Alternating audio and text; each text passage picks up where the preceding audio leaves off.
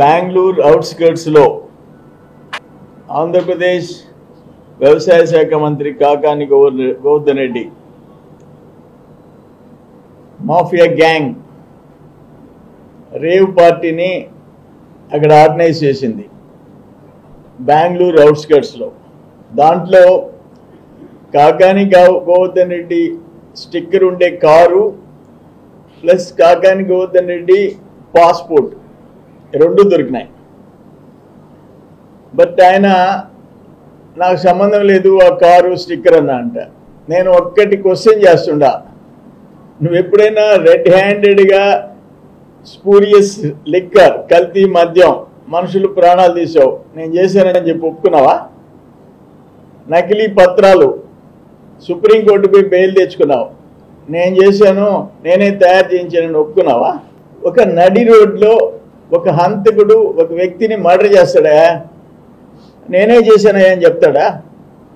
చెప్పడుగా. అందుకని నేనేమంటానంటే ఎన్ని డ్రామాలు కట్టిపెట్టు.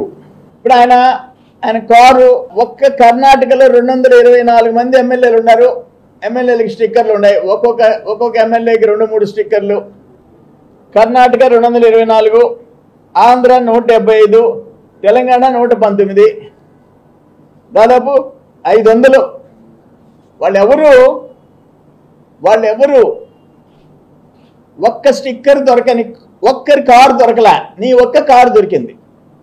నాకు సంబంధం లేదంటే ఇంకొక అదే కదా ఆ డూప్లికేట్ అయితే కర్ణాటక వాళ్ళు తయారు చేసుకోకూడదా? ఆంధ్ర వాళ్ళ డూప్లికేట్ స్టిక్కర్ తయారు చేసుకోకూడదా? తెలంగాణ చేసుకోకూడదా?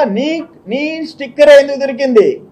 నీ కార్ పాస్ ఎందుకు దొరికింది? ఎమ్మెల్యే స్టిక్కర్, నీ పాస్పోర్ట్ ఎందుకు దొరికింది అక్కడ? ఇది ఇంటర్ స్టేట్ ప్రాబ్లం, ఒక స్టేట్ది కాదు ఇది.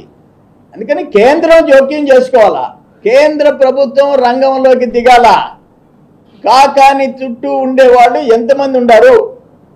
కల్తీ మద్యం, నకిలీ పత్రాలు, ఇతర దేశాల పాస్పోర్ట్లు, ఇతర దేశాల ఎయిర్పోర్ట్స్లో ఇమిగ్రేషన్ స్టాంప్, ఇతర దేశాల్లో బ్యాంక్ అకౌంట్, ఇతర దేశాల్లో భూములు, ఫామ్ హౌస్లు, ఆ డాక్యుమెంట్స్. అందుకని అంతిమంగా నేనేం కోరుతున్నానంటే నేనేమి బేస్లెస్గా అలిగేషన్స్ చేయటంలే, అంతర్రాష్ట్ర ముఠాతో కలిసి నువ్వు కార్యకలాపాలు చేశావు, రెడ్ హ్యాండెడ్గా దొరికావు.